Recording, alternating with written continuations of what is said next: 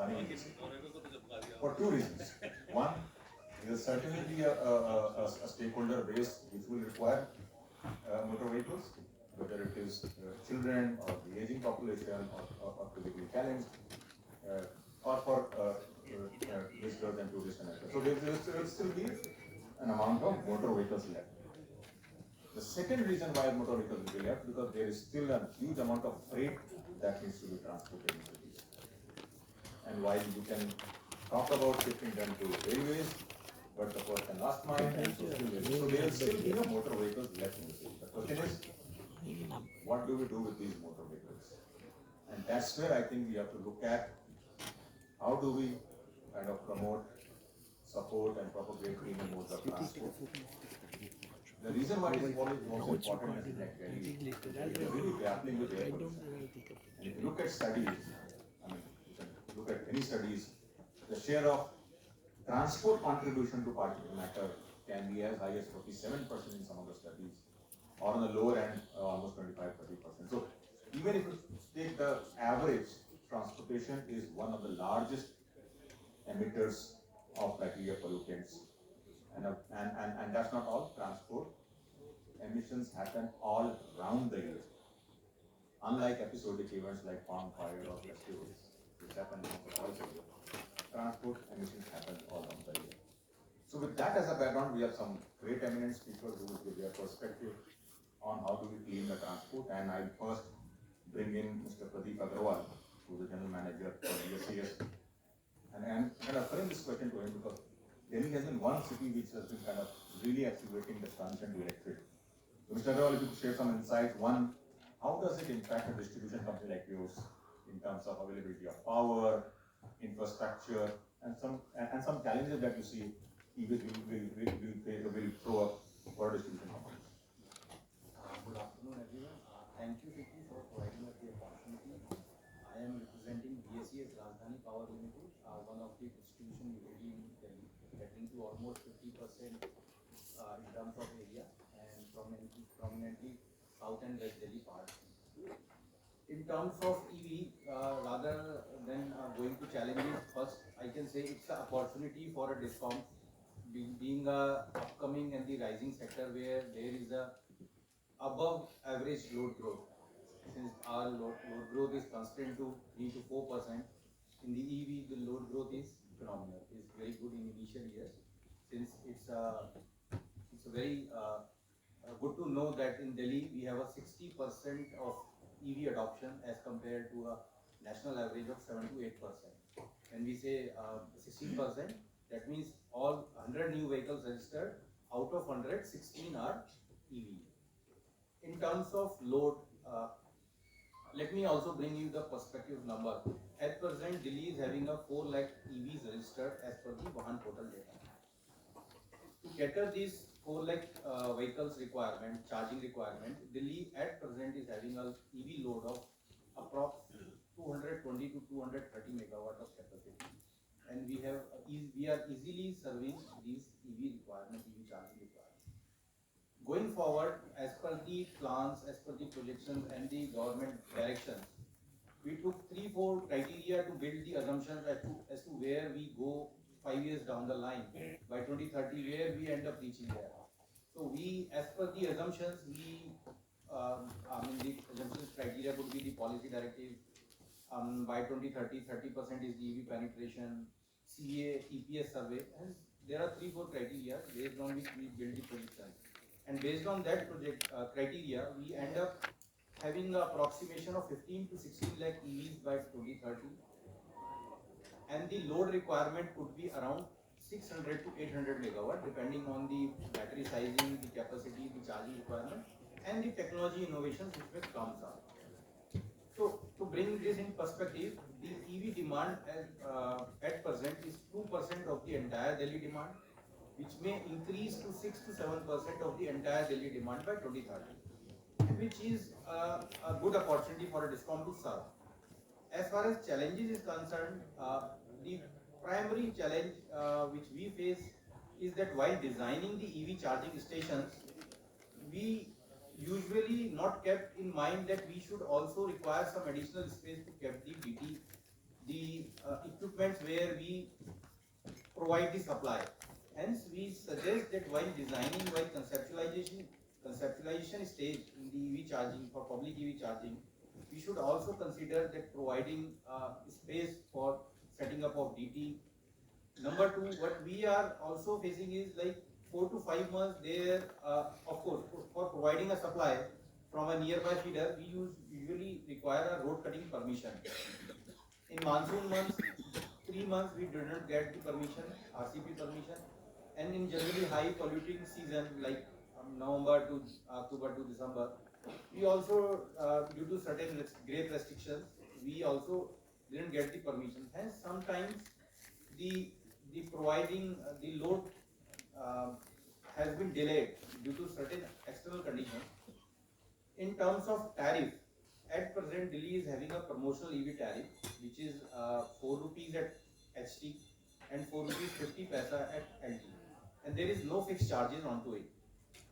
And uh, if I talk about my average cost of supply, which is way above this tariff, which was notified by the commission. Hence, the only problem is that when EV coincides with my peak demand, that time I am purchasing some costlier power and providing it at a 4 rupees or 4 rupees 50 paisa, which may lead to a socialization and may cause a higher impact in terms of tariff. Thank you, sir. Over to you. Thanks a lot. Very interesting. When you said that currently the overall the electricity demand for EV charging is about 2% in Delhi, and which we expect to be 6 to 7% by 2030. Very interesting insight, an interesting number to look at. I will now move, and maybe I'll bring Mr. Arvind in the conversation. And so one of the questions is that, if you look at parking spaces, they're really emerging as key kind of, touch point for EV charging. So with that as a background, how is, let's say, parking industry looking at, adopting both technically commercially the charging apart from the usual parking that happens in these parking lots? Thank you, Amit, and thank you, Pradeep, for giving the background. One of the main reasons why EVs will be successful or not be successful in being adopted in larger numbers is the availability of charging. Currently, so there are two types of owners of EV vehicles. One is commercial vehicles who give you the last mile delivery vehicles, two-wheelers, who are moving around all over the city at any point of time. And so they need to be able to charge easily, just as a normal car can fill petrol, without having any tension as to where you find a petrol pump. Similarly, for people, the private owners who have four-wheelers, if there is a heavy running 100 to 200 kilometers per day, or if they have to go to NCR towns like Meerut, Sonipat, etc., they have worries whether they will find chargers over there. So the availability of chargers and charging stations is extremely critical.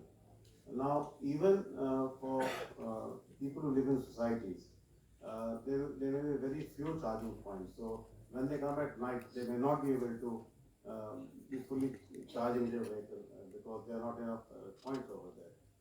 So having chargers, and so that the owners of electric vehicles are able to be installing chargers at different places is extremely important, and that's where parking comes in. We run 40, 50 parking garages in a big city like NCR, maybe more, Bangalore, etc. And these parking car parks are in malls, in offices, in municipal corporation car parks, right? So we do three things to ensure that this happens. One is at the design stage, in a green field, when a office or a SEZ or a property is coming up, we design the place where the parking base should be installed, so that one, they are easily identifiable, and also they do not disturb the traffic flow for people who are not charging. So the first level is we work at the design stage to make sure that they are appropriately placed. The other, so normal now, NBCC does not have any parameters for how many charging bays there should be. Say uh, per thousand square meters of built-up area. So that is a policy failure, or it is not complete. That policy should be made. The second thing is even the municipal corporations, although they have DP norms for number of parking bays, they do not have any norms, or they fluctuate widely between cities. It should be 5% or it should be 20%. So normally, because the adoption, the use of charging in malls and offices has been low, we normally work at about 5%. So 5% of the base we keep as a base for charging, and then we coordinate with the charging manufacturers and the real estate owners, uh, and sometimes through utility providers like BSES, and very largely in Mumbai we work with Tata Power to make sure that they come together and the charging is over there. Now there are two or three business models over there. Now the developers, obviously the owners are fairly greedy people, right? So they want everything free. So the people who charge, who manufacture EV chargers, they have to provide them free. They have to do the wiring because we use special thick cables over there, and also they have to pay a rent to the developer, right? And so what happens is that most of these charging companies, and so all they earn is through the revenue, which is basically the arbitrage between the rate they charge and what the customer gives. The customer gets about 10 or 12 rupees, and here it is 4 or 6 depending on the utility. So most of the EV charging companies in these arrangements are into losses, right? So they are not very happy doing it, but they are seeing a long-term future. Maybe after 10 years it will be okay. But it is restricting the growth of charging stations across. So first is the design, and the second thing is we try to get these charging stations installed. Although we have noticed that in the last 2 or 3 years, 3 years ago there was hardly anybody coming to a mall to charge or to an office, and now that is slowly increasing. And also a lot of these three-wheelers, two-wheelers who provide services every day, they are also coming over there. Now, the third area where we help and we facilitate this is we like the pump attendant. We are the attendants because we have boots on the ground in car parks. So we help first-time users, elderly people who are not familiar with charging work, and also there are issues of the nozzle of fitting in, the plug. There are different types of plugs. So we help them over there. So these are the three ways we try and facilitate people using EV chargers, because the more the EV chargers, the more people will be, motivated to continue using EV vehicles more frequently without them having to worry, will I run out of charge? What will happen if I get stuck in a jam, especially in Delhi or Bangalore or even Mumbai? If I get stuck in a jam, will my charge run out? Where will I go? So these are the few observations we made. Thanks a lot, Mr. Meyer. I think 5% EV reservation is an interesting way to look at it, so that we have dedicated space for EV. And I think maybe that number can be looked at once the penetration goes higher. Yeah, there should be a government also, normally the government specifies that for every 1,000 square meters you need, 20 bays. So they should also specify for EV chargers. Absolutely. And on that note, let me take the conversation forward and bring in Mr. Kushal, who is from HPCL. And we have seen that oil and gas companies are also looking at diversifying alternate fuels as well as EV charging. So how is HPCL looking at balancing out the strategy between selling fuel but also creating EV infrastructure? Could you share some insight?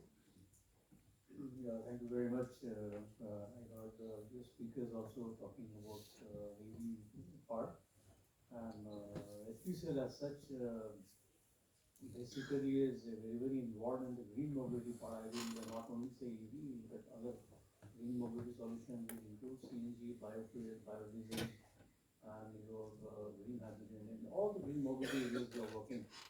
And my fellow panelists talked about the Delhi EV road and the support area, the markable, and Mr. Arvind also talked about the parking issue, the charging anxieties and all those.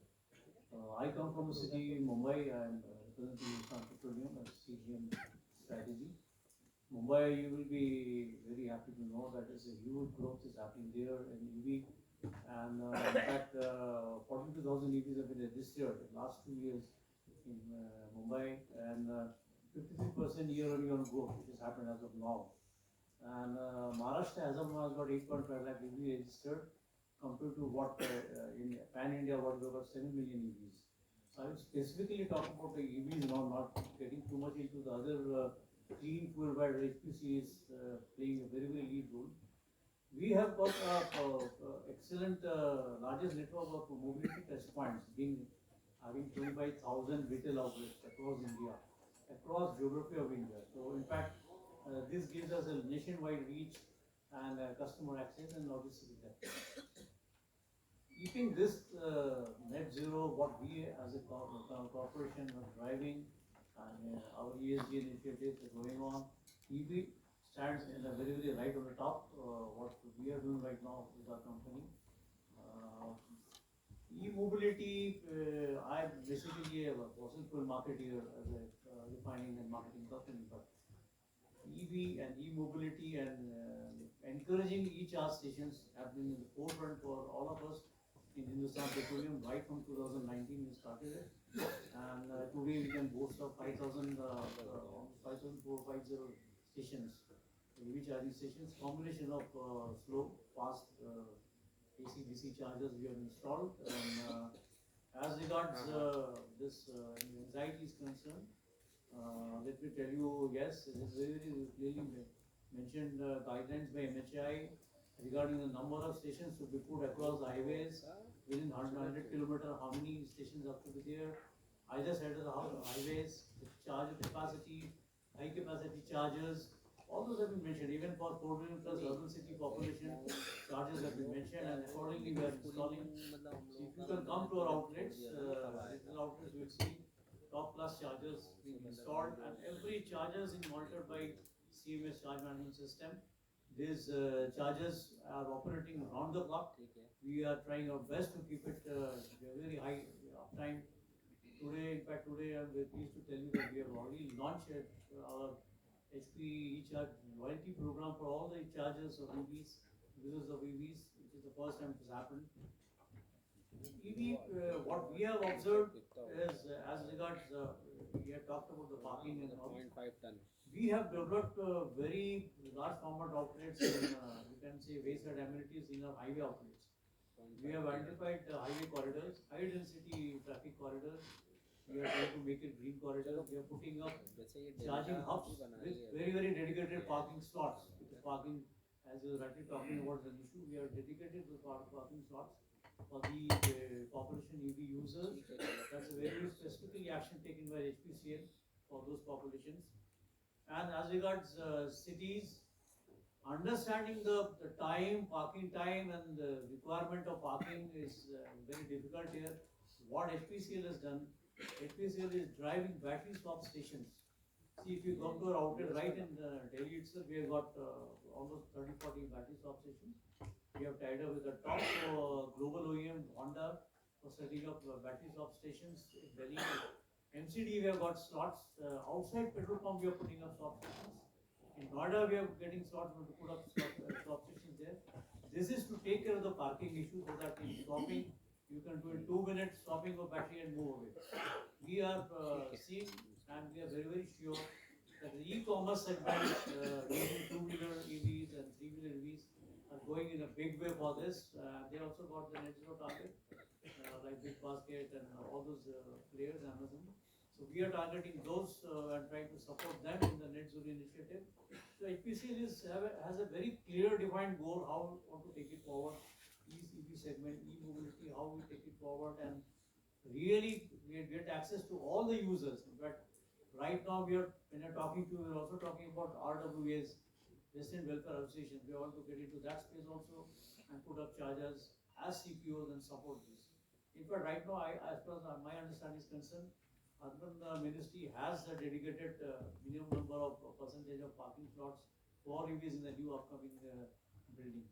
So this is a big way when HPCL is looking into this and supporting the growth of e-mobility in India.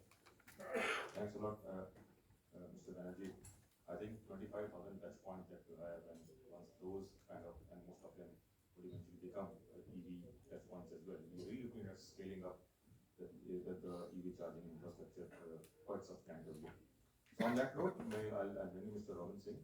Again, Robin, we have seen Europe, especially Catalina, kind of has advanced mobility and smart transport systems. So very quickly, put your insights on the European transition. What can Indian cities learn to adopt quickly? Thank you, Amit. I'm happy to be here. I think somebody was talking on the last panel that we were late for metro, and that's why probably we have one of the best metros in the world today. And this is what we have an advantage for. I think we are late in solving the urban problem, so we can learn definitely from the mistakes which the other countries or other regions of the world have made. In Catalonia, I think just like the four P's of marketing, we have three P's of transportation. One is, policy, public policy on the top, public infra at the second level, and the third is very, very important, which I think people have missed out talking, is public participation. That is very important because what we're seeing is that if government is trying to do what it can, then we are also building. I think that people here talked about the infrastructure building that they are trying to do. But till the time we are able to move as a society and start participating in the effort, we don't think that we'll be able to reach there. Now, coming to three things, Catalonia was probably one of the first regions in the world which back in 2003 started urban mobility program. But it was not until 2020 when we started seeing the results. It could be because of COVID, it could be because of when we started standardizing some of the technologies and solutions, and especially on the EV front. So now, if you go and see in Catalonia, 85% of the charging stations are standardized.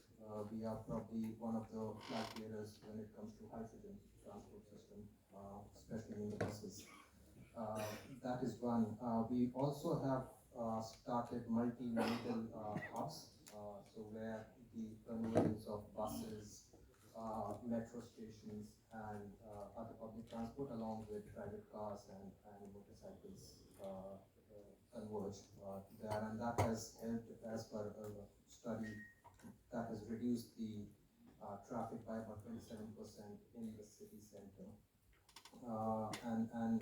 I think the third is what we are doing with research centers and some of the startups in Catalonia. So, for example, the Barcelona City Council has collaborated with Barcelona Supercomputing Center, and they are using AI and other technologies to understand where should be less traffic. I'll give you an example. If on a road, there's a bus with 60 people and there are 30 cars. Which one would you open first with the green light? So these are some understandings that we are creating with Barcelona Supercomputing Center, and that has again helped reduce traffic in the city center. So two things for the clean energy, what we have done, and is a reference point anywhere in Europe, and one is the traffic management system that we have. Thanks a lot, Dr. Robin. Very interesting, especially on the standardization of charging that you mentioned. Maybe on that, I'll bring in Krishna. Krishna Tyrix is one of the largest, manufacturers of EV charging infrastructure. So, where are you seeing the charging industry address this issue of standardization, and how do we deliver charging infrastructure at scale? If you could share some insight. Yeah, thank you very much for giving us this opportunity. And very nice to hear, the panelists' view and their actions already. What I was supposed to talk about, like Mr. Arvind told that right from design specific criteria and where to put your charge so that it benefits the user.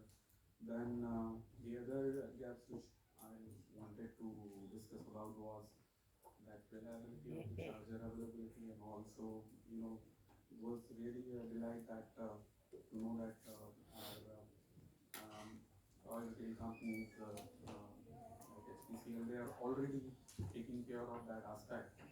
But still, some of the things I would like to reiterate about where we should focus now, not only just scale, but some of these standards, like in hardware standards, we have already standardized, like adopting maximum to CCS protocol, and for even for smaller vehicles, 2 and 3 vehicles, we have adopted that LED DC standards. But then still, things are really not viable to make the entire installations uh, useful in terms of their uptime or usability. That is basically because of uh, kind of roaming protocol standardization. So I would say that it is real hassle for different vehicles on different platforms, CMS platforms or mobile app and all. So the interoperability comes in real, it is like a hindrance to everyone for a seamless utilization of charging infra. So the open OCPI protocol standardization probably is the need next we have to work upon, so that it becomes easy. Like we had some hurdles initially when this GSM was in picture. So the roaming was chargeable, roaming was really manually switched over. Now we hardly see any change, whether which network we are using, whether this is Vodafone or Idea or Airtel. So similar kind of standardization adoption is required, where we have seamless interoperability. Second, as Mr. Kushal said, that the scale is real appreciable, that we had few projects of hundreds of thousand chargers have been deployed. So scalability is one. The pace is the second thing. What pace we are adopting that is scaling. So still something can be done on that. We do scaling, but the selection of charger place, charging station is something we need to work upon. That Nowadays it is like it's cautious approach. Like we are doing 3 layer of adoption. Like Sunday is highway charging for motivating commercial vehicles to have that seamless stretch, and that is one part. We are working on that, but the hurdles are different. The selection is one which probably we will address that. But the second remains a gap, like uh, connectivity of that charger. So sometimes land scouting is one challenge which we can overcome somehow. It is time taking gap, but then the network availability probably becomes a real challenge. So we have to adopt some kind of multiple SIM type of connectivity, which is a challenge as an OEM for Terex as well. So we are working on that. But the reliability and uptime, what he mentioned, it is really a challenging task for as a OEM also, because one of those chargers, because they are remotely they are scattered in terms of location and spare management and real doing the preventive maintenance and O&M. It becomes real difficult, and that remains a challenge as of now for charger OEMs. But we are devising few things. I will mention that in later part of my discussion, that how we are expediting to make the turnaround time least possible, so that we have availability and uptime of the charger as per the committed standards. Though still we have yet to achieve that as an industry colleague. And And the most important part is, as I mentioned, that it's not only that land scouting and then choosing that particular space where that charging station has to be done. Uh, Securing permits and then connections from the discoms will definitely become another challenge. So there could be some kind of a desk which can take up the challenges of all CPOs and stakeholders and resolve those challenges on a single desk basis. So that could be one thing we should look forward for. Absolutely, and that's something that we have to absolutely look at as we move forward. Because we are still, if you look at cars, last year we were 2.5%, first half of this year 4.6%, which is still a low number compared to what some of the other countries have.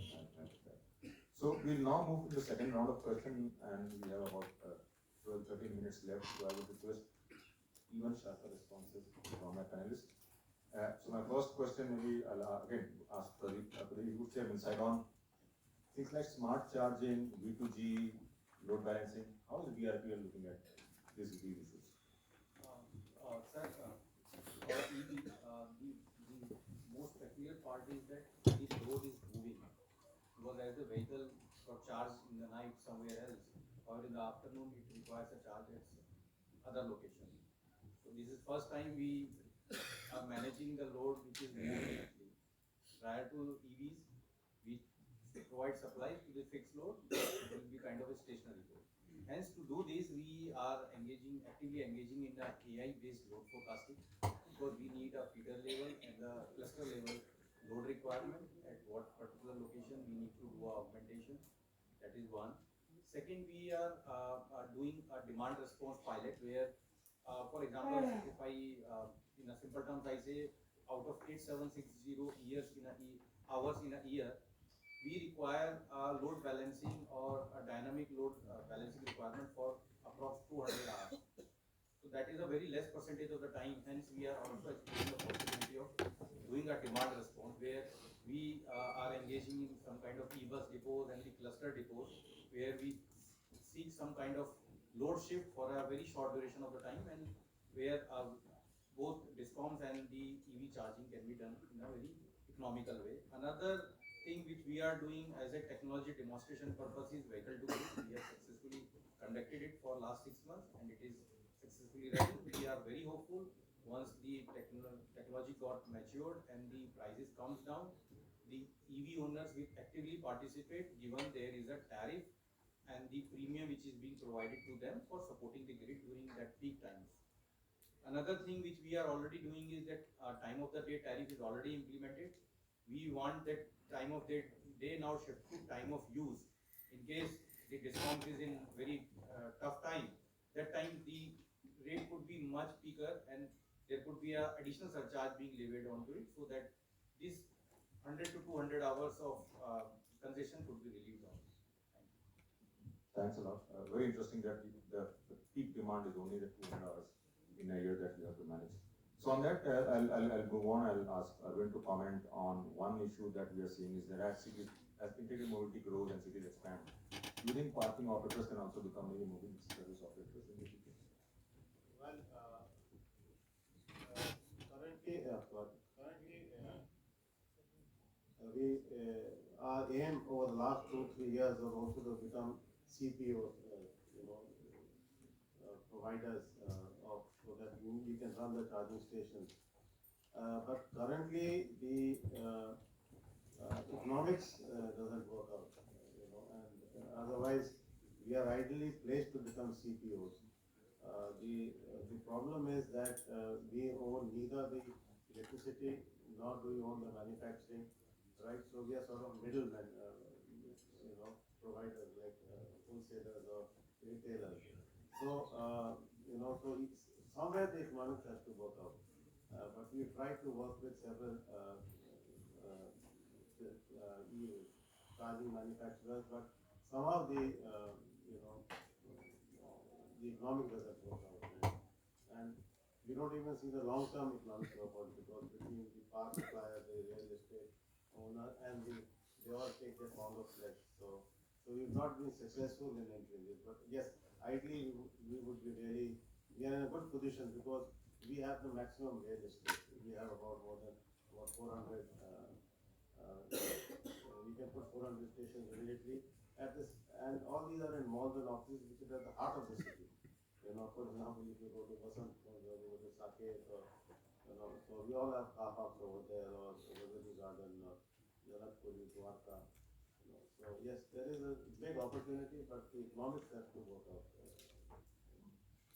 Economics has to work out, is the main takeaway.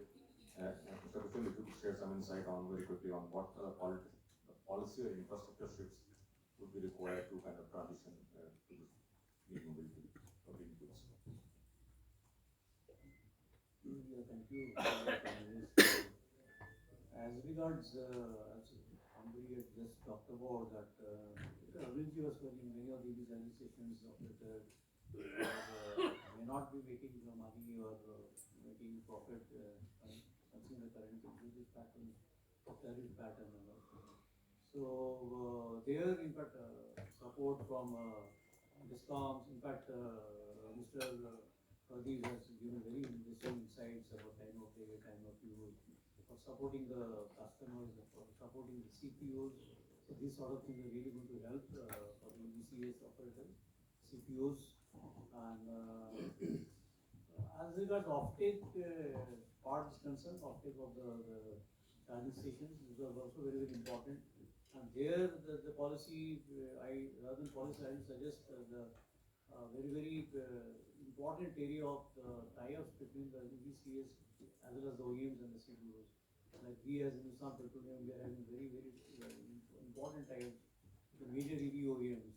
But today we are talking about battery swap tie-up for EV truck and fleet operator in 3 of the highway outlets where we are proposing set up.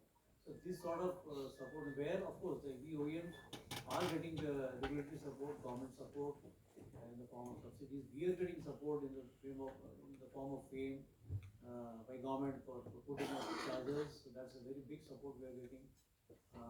Like VACS talked about, I was so happy to hear no fixed charges is talking about. Those are very important supports. The discoms need to work on those areas. So that policy support is very, very important for us. And as regards one important aspect which has really been brought out, and I think there will be, I had in some of the earlier panel talked about it, uptime of the chargers. So we talked about from Tarex is a very, very important area. There are some policies or some mandatory norms have to come up because uptime is very, very important. Otherwise, I'm hearing about ghost chargers, zombie chargers, where the chargers are visible in the app, but actually not operating at the site. You can never need to apply to the customers. So those norms have to be addressed, and some norm have to come there that minimum uptime has to be provided by the CPOs. That is very, very important. So I believe it is working towards that only, and we are getting a lot of regulatory support, be it MOP, MHI, and government department. A lot of supports are coming. CPOs, OEMs, Tirex, we are working together. They're doing a lot of activities as regards upskilling the chargers, making new models, high capacity chargers. So this is happening. The policy support is coming. It's round the clock happening, and we are getting new inputs. But they're asking us, regulatory bodies, what more is needed. We are getting highways identified. Their support is coming. So all this is happening across, and I can see a lot of synergy among various departments. In fact, we have a ministry, joint meeting with the MOPNG, MOP, MHI, all are coming together to support, understand each other's issues, and give us the support necessary. So this is happening. Thanks a lot, Mr. Banerjee.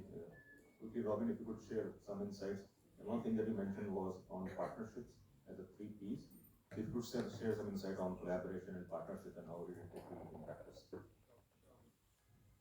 Sure, Amit. I think I'll try to be as sharp as possible for you, for sharing your time. So I think because Catalonia, Barcelona is probably one of the startup capitals of the world, we believe that there are opportunities when it comes to collaboration with startups, research centers, and companies operating in the urban mobility domain in Catalonia. They've been able to solve some of the toughest problems of Europe, and I think India gives them scale, speed, and what they're looking for in terms of market. And I'll give you an example. I can't name the Indian company, but Barcelona Supercomputing Center is currently piloting a digital twin for a city to solve this very problem that we are discussing here. So they want to solve the traffic problems along with one of the system integrators here in India, and the pilot is almost on the verge of starting. If companies are looking for pilot, verified solutions, technologies, we welcome them to come be part of the approach that we have, where we bring in the technology and solution from Catalonia for the markets here in India. I think that would be it. Very interesting, and especially whenever the details are out, will be interesting to know the digital partnership work and what's the learning that can be derived from that. And then last but not least, Mr. Krishna, if you could share some insight on the reliability bit very quickly on the charging system side. Yeah, so reliability is one of the concern right now. We are especially working, my R&D is focusing upon on how to increase the reliability and uptime, because they both are linked figures. And the good part is that the entire fraternity now has concern, all the big CPOs, including all the operating companies. They have concern about their deployments, how to increase the utilization of those chargers and the availability of the chargers. So there are two aspects of it. One, which directly comes to the charger OEM in terms of the hardware reliability. So we have adopted that robust design, but then if you could see, the uptime is related to both MTBF and MTBR, mean time to repair also, because it's in denominator, so it has to be minimum. So MTTR is mean time to repair. How we can achieve that is, one is your hardware should be made modular, so it is not required to do any kind of repair at site. So these are kind of modules, like suppose if it is a cart can be replaced within some time. But the second challenge which we are working upon very closely, that the power module should also be made hot swappable. Because power module replacement sometimes it takes 1.5 hours when the entire swapping is done. So if the power module itself is made modular, then this can be done very fast. And second part of it is more of like telemetry. Like sir said, ghost charger, because charger status is being shown as charger is available, but when we reach that, probably it could be network where charger is on, but it cannot be operated, or its gun has been cut or theft. Charger is online, but you can not utilize.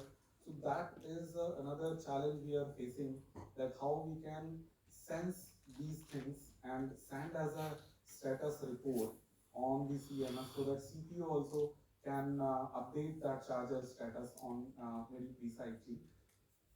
So that telemetry part is very important. And another challenge which I am facing is the O&M and spare management, which we have devised, and we have real work we have done, that we have tied up with local logistics people to maintain minimum spare level inventory, so that meantime repair again can be expedited.